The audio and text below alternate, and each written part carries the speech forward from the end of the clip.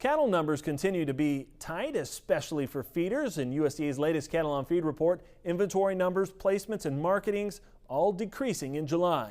Now, compared to last year, the United States cattle on feed in feedlots of 1,000 head or more totaled 9.8 million head. That's down 2% compared to last year. Placements dipped 7%, and marketings of fed cattle dropped 9%. AgDay national reporter Betsy Gibbon joins us with more. Clinton, if you look at this report and break it down by weights, placements were down across the board except for one category, calves weighing less than 600 pounds. That's good news if you're in the business of raising and selling the next generation of fats. Even as the 2014 spring calf crop floods fall markets, calf prices are holding strong. With inventories down, the number of these guys available for stockers and feed yards remains scarce. If you figure the gross margin or the value of gain from buying these lightweight calves, putting anywhere from 200 to 400 pounds on them, the value of gain is actually pretty good right now. It's well over $1 a pound, $1.25 to $1.30 in many cases.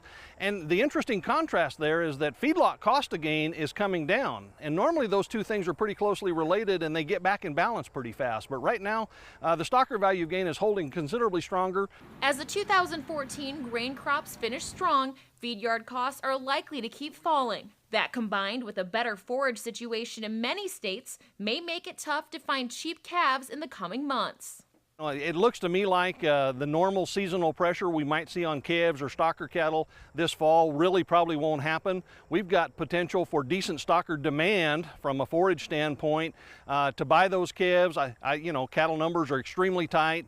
This year's calf crop was a little smaller, so we won't see a big run. We're going to have strong demand. Even feedlot demand for these lighter weight animals may increase a little bit as we get into the cheaper feed costs this fall. So I'm not looking for any real decrease in calf prices this fall, even seasonally. In fact, they could actually go up a bit this fall.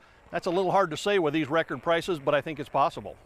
Peel says the scenario isn't likely to change quickly. He foresees tight supplies and strong calf prices for at least the next couple of years. Thanks, Betsy. Much of the downturn in feedlot inventory numbers is regional. Cattle on feed in Nebraska actually went up in this report. Drought-stressed California had the biggest drop.